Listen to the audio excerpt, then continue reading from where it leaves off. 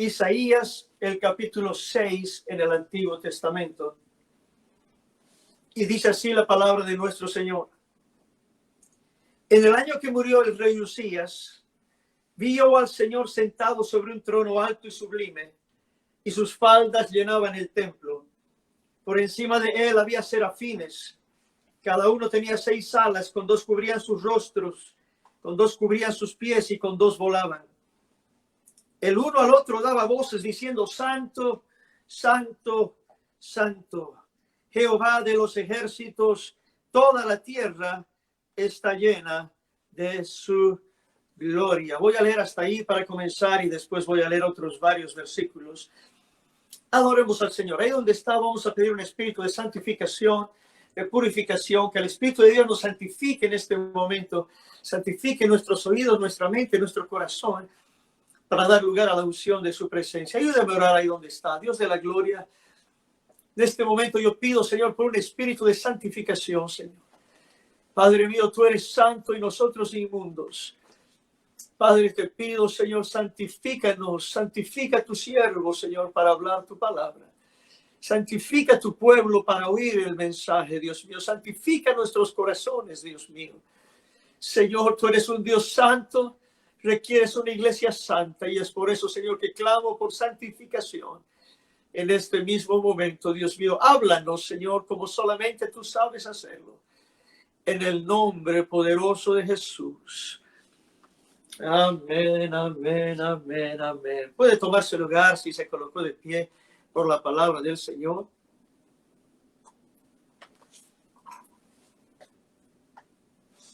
En el día de hoy yo quiero dar un estudio bíblico acerca de este tema, la visión de la gloria de Dios. La visión de la gloria de Dios. Entre muchas cosas que son importantes en nuestra Biblia, en la palabra del Señor y en nuestra vida, ¿qué es lo más importante? La gloria de Dios. Y si no es la gloria de Dios, va a tener que ser la gloria de los hombres. Y nosotros no queremos la gloria de los hombres, queremos la gloria de Dios en nuestras vidas. En el capítulo 1 del mismo libro de Isaías, comienza diciendo el verso 1, capítulo 1, verso 1, visión de Isaías, hijo de Amós, la cual habló acerca de Judá, Jerusalén, en los días de Usías, Jotam, Acaz y Ezequías, rey de Judá. En otras palabras, durante estos 4 reinados estaba el profeta Isaías dando palabra del Señor. Pero en el verso 4, el Señor habla con Isaías y le dice: dile a este pueblo, oh gente rebelde, oh gente pecadora, pueblo cargado de maldad, generación de malignos, hijos depravados, dejaron a Jehová y provocaron a ir al Santo de Israel y se volvieron atrás. En otras palabras, de ahí en adelante, el capítulo 2, capítulo 3, 4 y 5, hay palabras de juicio contra estas naciones. El profeta Isaías está siendo utilizado por Dios de una manera muy fuerte contra un pueblo que definitivamente se lo ha mencionado acá en rebeldía, un pueblo que empezó con Dios y ahora están en idolatría, etcétera, etcétera. Pero me voy al capítulo 6 y ahora, diferente al capítulo 1, porque en capítulo 1 Isaías tuvo una visión. En el capítulo 6 dice la Biblia, en el año que murió el rey Usías, Isaías dice esto: vi yo al Señor. Es diferente la visión que tuvo y ahora el encuentro. Dice: vi yo al Señor sentado sobre un trono alto y sublime. Dios está queriendo estimular la visión que tuvo Isaías en un comienzo. Definitivamente que sí. Y quiere darle una nueva visión en un nivel diferente. Un encuentro con la gloria de Dios. Y eso es importantísimo. Ahora, hermanos, Isaías acá va a continuar su ministerio a partir del capítulo 6 que estamos leyendo acá. Va a comenzar su ministerio, pero habiendo visto lo que es Dios mismo en su gloria. No la esencia misma de la presencia de Dios, la cual no se puede ver, pero mirando la gloria de Dios. Por eso el tema de hoy es la visión de la gloria de Dios. Cada persona cada varón de Dios que fue llamado por Dios para predicar el evangelio aquí en la palabra del Señor y en el Antiguo Testamento también, eran hombres que pasaron por mirar o vivir la gloria de Dios. Y ahí tenemos nosotros Hechos de los Apóstoles, capítulo 7, verso 1. Nos habla eso, nos habla nosotros el libro de Éxodo, capítulo 17, etcétera, de Abraham. Y Abraham, dice la palabra del Señor, tenía 99 años. Dios se le aparece y le dice: anda delante de mí, sé perfecto. El llamado de Dios a Abraham, ¿verdad?, fue un llamado que él tuvo que reunirse, mirar algo que antes no había visto, escuchar a cosas que él antes no había escuchado. Moisés, de la misma manera, capítulo 3 del libro de Éxodo, a través de una zarza ardiente en un desierto, pastoreando las ovejas de su suegro, Moisés se encuentra acá con la gloria divina. Dice la Biblia, Éxodo capítulo 3, versículo 2, se le apareció el ángel de Jehová, el cual es Dios mismo, una teofanía, en una llama de fuego en medio de una zarza, y él miró y vio que la zarza ardía en fuego y la zarza no se consumía. Y de ahí en adelante, después la zarza, el Señor le habla a través de esa zarza, hace un llamado a Moisés. La manera como Dios llamó a estos grandes hombres fue precisamente encontrándose con ellos, mostrándoles su gloria.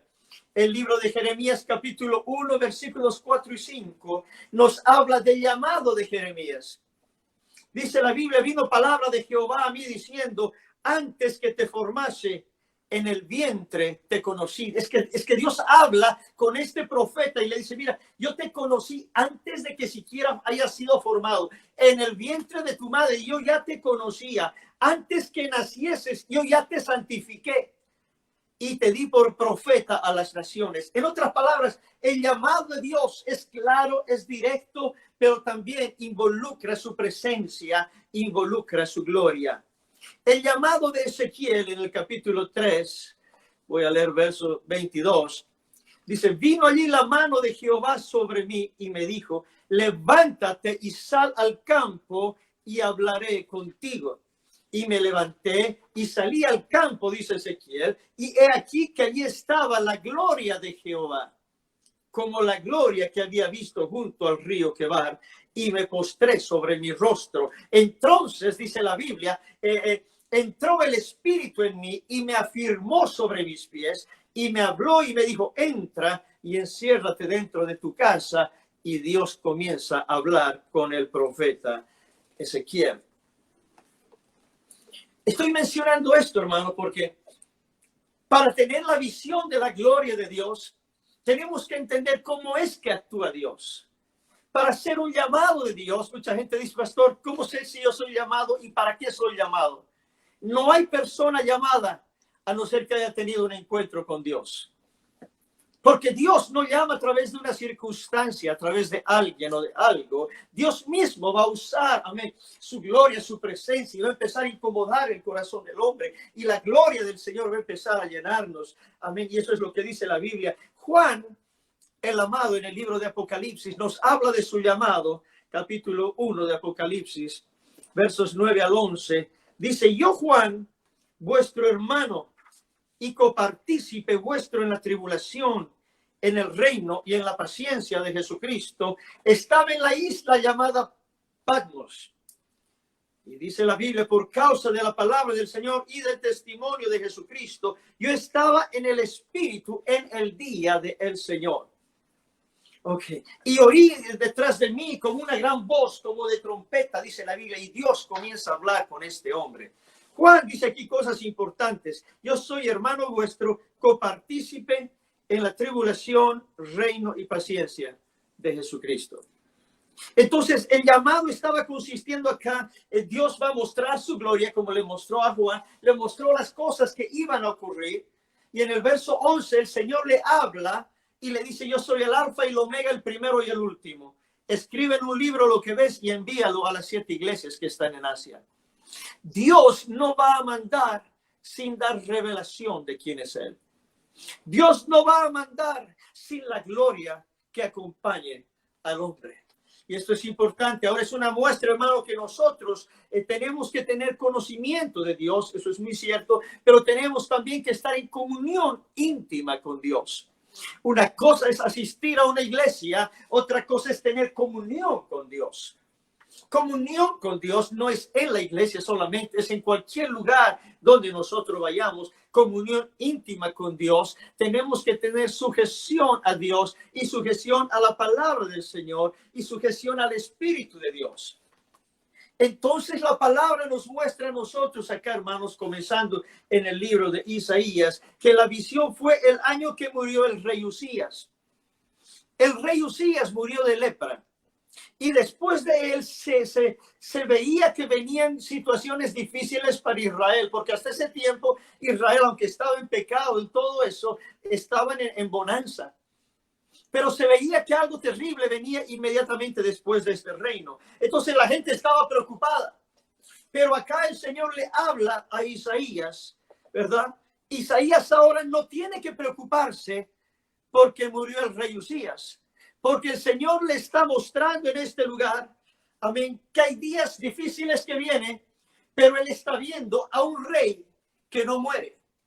En otra palabra, dice, mira, Isaías, tú no te preocupes, este Usías murió, pero quiero que estés seguro que tienes el rey de la gloria contigo, y ese rey no muere, es eterno. Y ahí, hermanos, entonces, miramos la Biblia aquí que dice, Isaías vio un trono.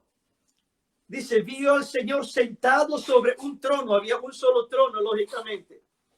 Alto y sublime. ¿Qué quiere decir esto, hermano? Alto y sublime. Alto quiere decir más elevado que todos los tronos. Porque acaba de morir un rey terrenal, Usías. Otros reyes están en camino. Y otros reyes hay alrededor enemigos. Pero el Señor está diciendo aquí, hay un trono. Y ese trono está elevado por encima de todos los otros tronos. Y también dice, no solamente es alto aquí, dice la Biblia, alto y sublime. Sublime quiere decir inigualable a los tronos que se podía ver en aquel tiempo de los reyes terrenales. Entonces, no solamente es alto, pero es sublime y controla a todos los tronos y reyes, amén, que están por debajo, y domina, porque el Señor tiene dominio absoluto sobre todo reinado inferior en esta tierra. Aquí la Biblia nos habla, hermanos, acerca de este trono. Hay cosas que quiero mencionar acá. Primero es trono de gloria, porque donde está la gloria del Señor, donde está el rey, ahí está su trono. Ese trono es delante del trono que nosotros tenemos que adorar. Porque nosotros adoramos delante del trono que no es un trono físico. Porque donde está el rey, ahí está su trono. Y al presentarnos su trono, nos presenta a nosotros un espíritu, amén, de adoración hacia él. Eso es importante entenderlo. Dos, es trono de gobierno. Es decir, ese es el trono ante el cual nos tenemos que sujetar. Ese es el trono, mis hermanos, al cual nos tenemos que someter. El trono donde está el Señor. Porque muchos ven el trono solamente como algo para dar gloria y honra, y está bien, pero también hay trono, hermano, de gobierno. La tercera porción que quiero mencionar del trono es que es trono de gracia. Porque así está escrito en el libro de Hebreos, capítulo 4, verso 16, que podemos acercarnos confiadamente al trono de la gracia. ¿Qué quiere decir esto? Que cuando tú te acercas al trono del Señor, hay gracia en ese trono. Y eso es lo que Isaías está viendo acá en este lugar. Ahora me impresiona mucho que cuando Jesús en el Nuevo Testamento está hablando de las profecías que Isaías tuvo y está hablando del profeta Isaías, de lo que él vio, y Jesús mismo dice que lo que Isaías vio era la gloria de Cristo. Y léalo en su Biblia aquí en Juan capítulo 12, el versículo 36, Juan 12, 36. Estas cosas habló Jesús y se fue y se ocultó de ellos. Pero a pesar de que había hecho tantas señales delante de ellos, no creían en él. Había milagros, había maravillas, hermano, y la gente aún así no creían en él. Pero en el verso 38 dice, para que se cumpliese la palabra del profeta Isaías, que dijo, Señor, ¿quién ha creído a nuestro anuncio? ¿Y a quién se ha revelado el brazo del Señor?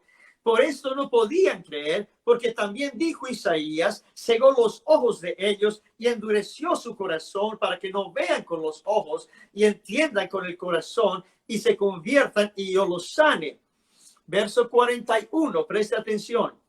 Isaías dijo esto cuando vio su gloria y habló acerca de él.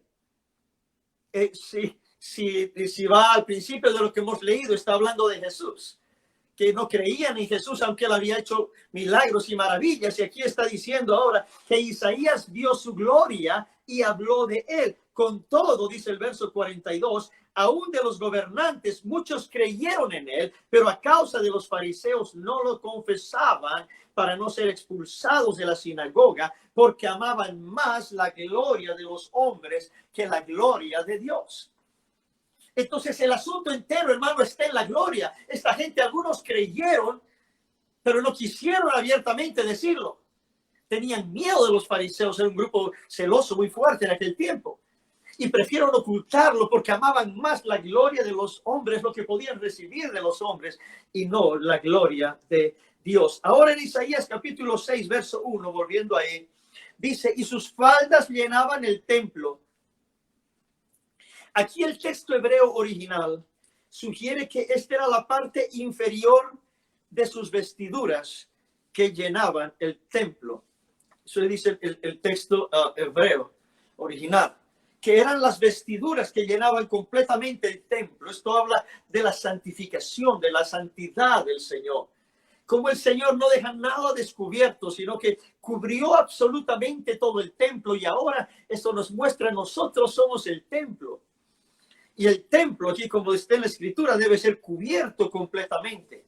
Esto también expresaba en aquel tiempo humo, la Shekinah, la nube que cubría completamente la presencia de Dios en medio de su pueblo. Eso es la Shekinah.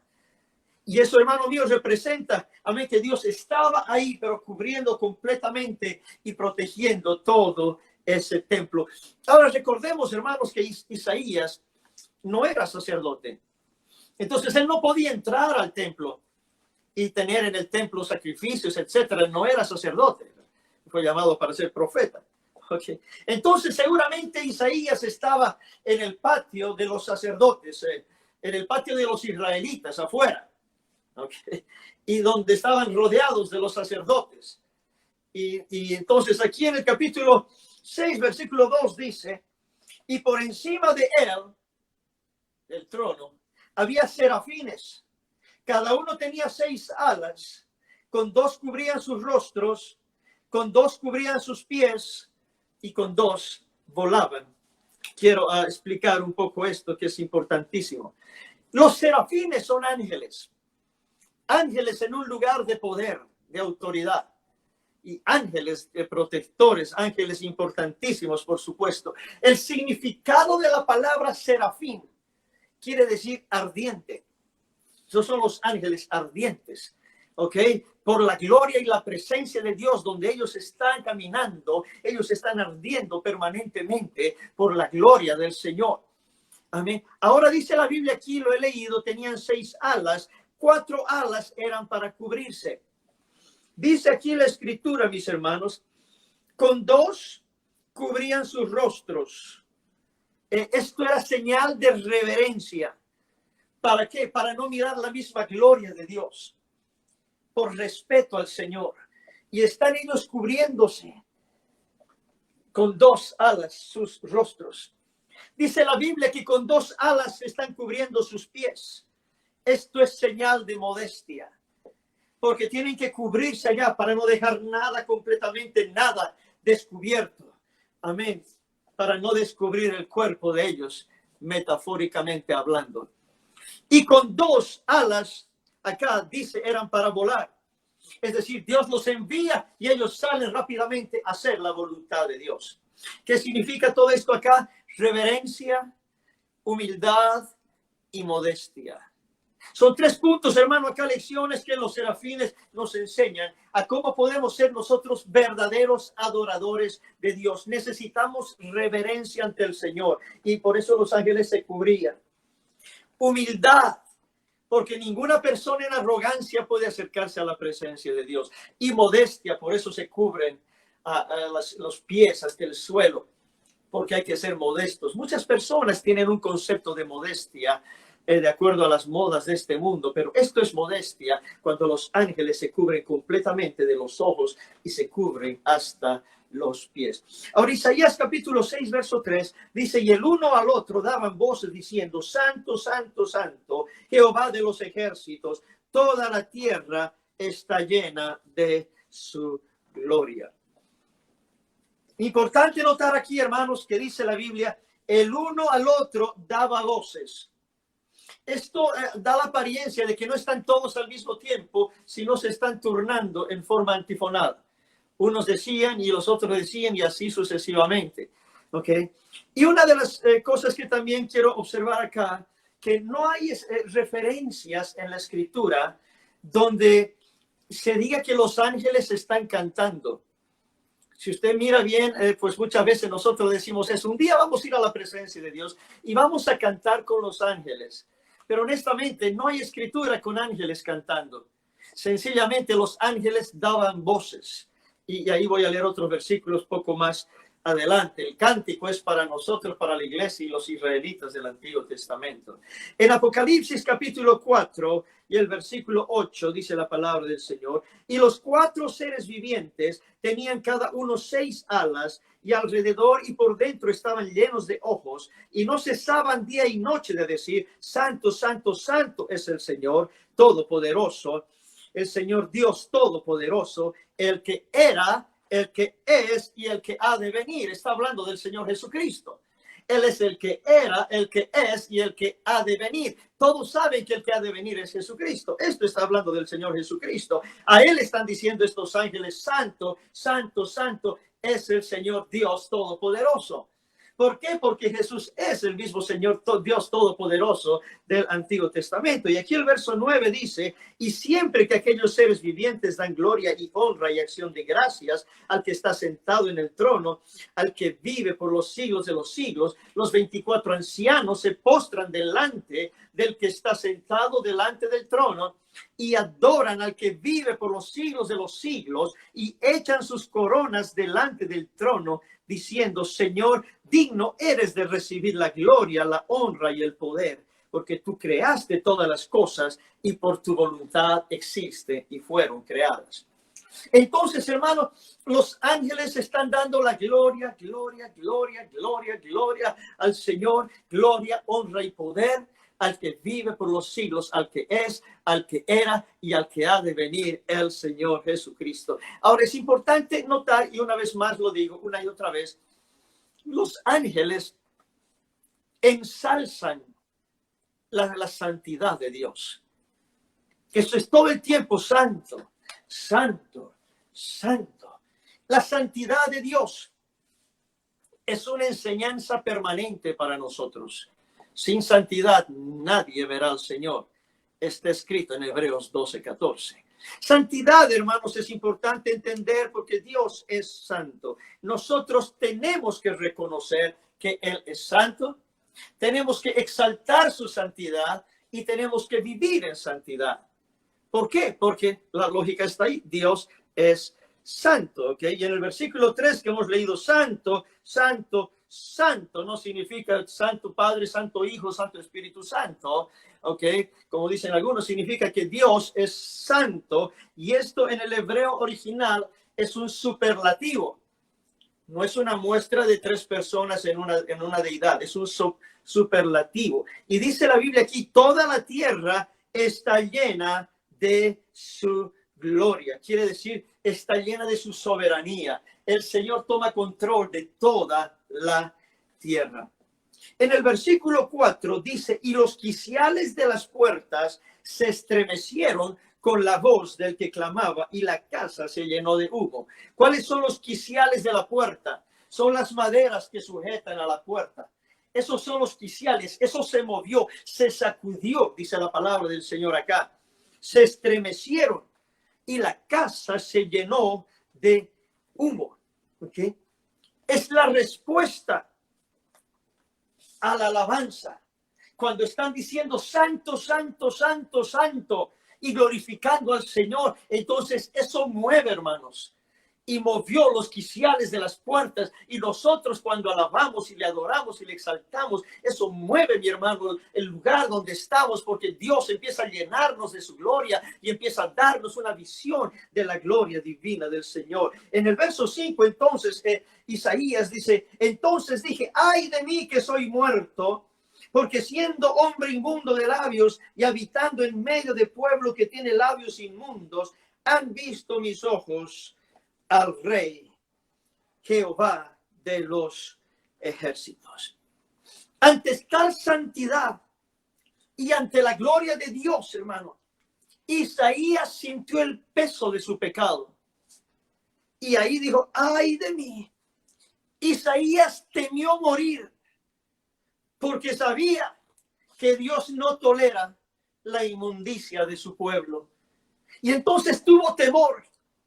Hermanos, en el capítulo 5 de Isaías, y no lo voy a leer por espacio de tiempo, pero usted puede encontrar 6 veces que Isaías está hablando a la gente. Ay de los que digan lo malo, dicen bueno. Ay de los sabios en su propia opinión. Ay de los valientes para tomar vino, y etcétera. Y va diciendo ay, ay, ay, ay, ay a la gente.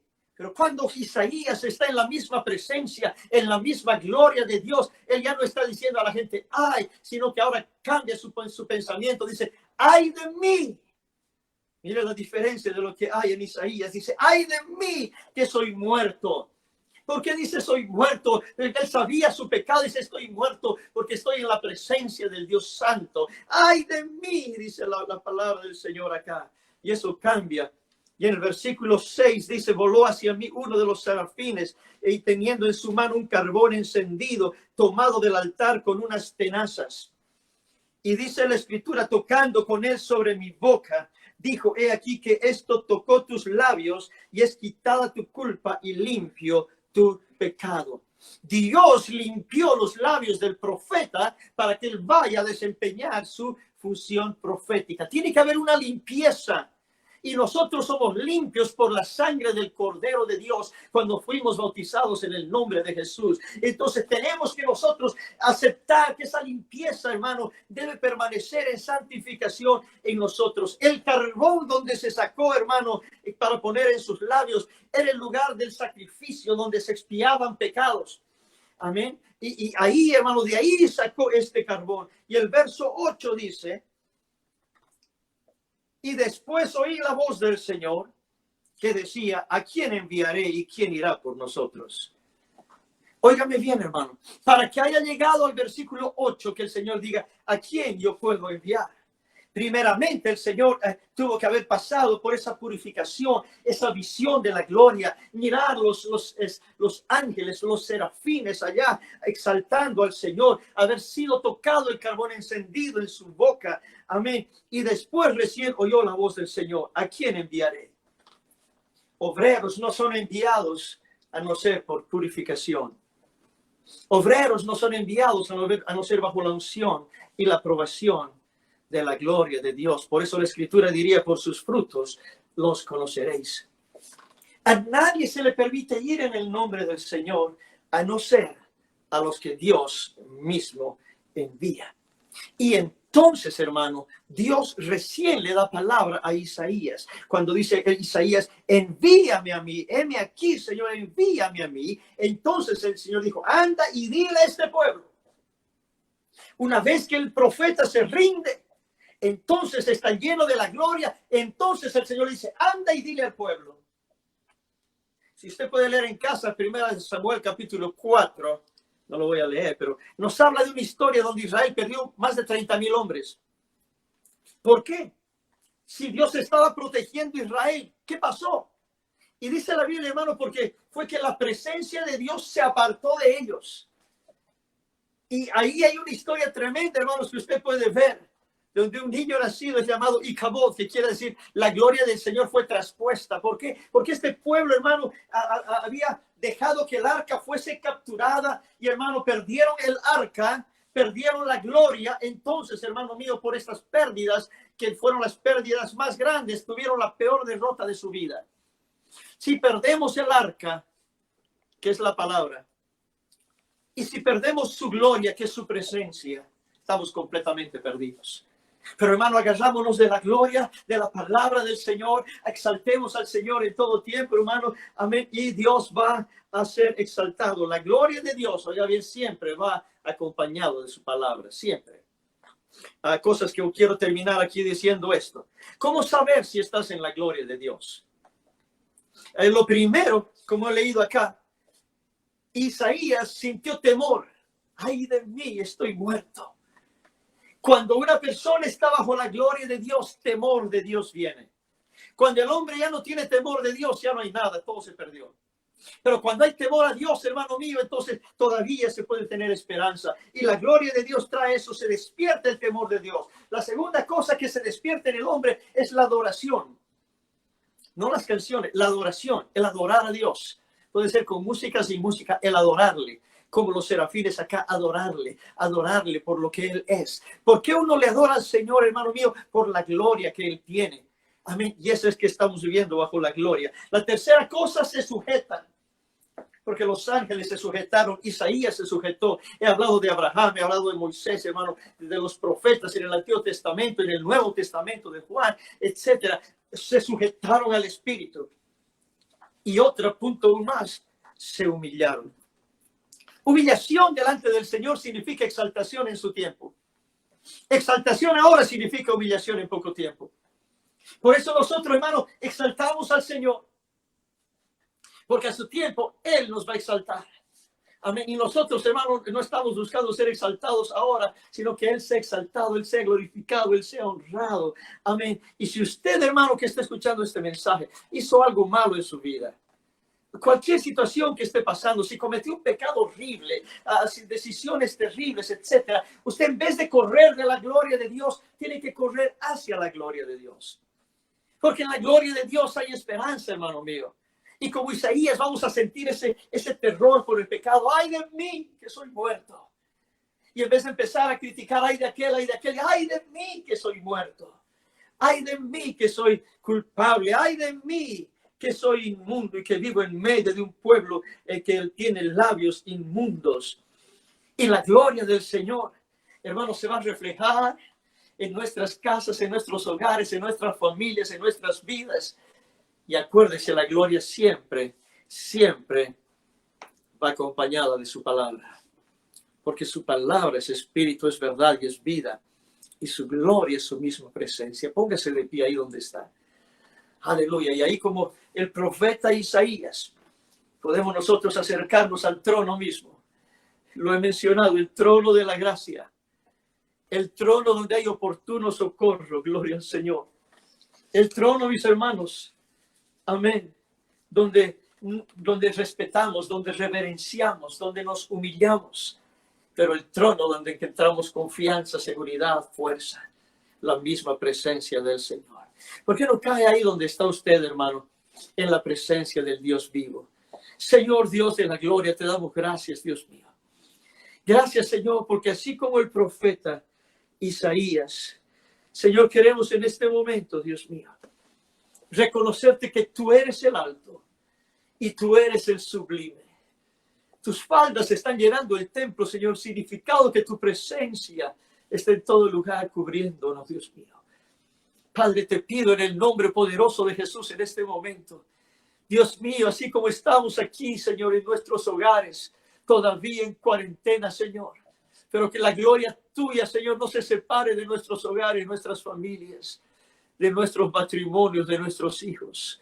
Señor Dios mío, que en este tiempo, Señor, toda frialdad, Señor, ahora mismo, Señor, tus ángeles pueden ir con carbones encendidos y empezar a tocar cada uno de nuestros labios, Señor, de santificación y purificación. Señor, en el nombre de Jesús, pon un carbón encendido en nuestros labios, Dios mío, para que podamos exaltarte y adorarte, Dios.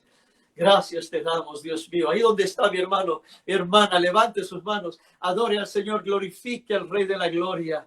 Amén, y dele gracias al Señor.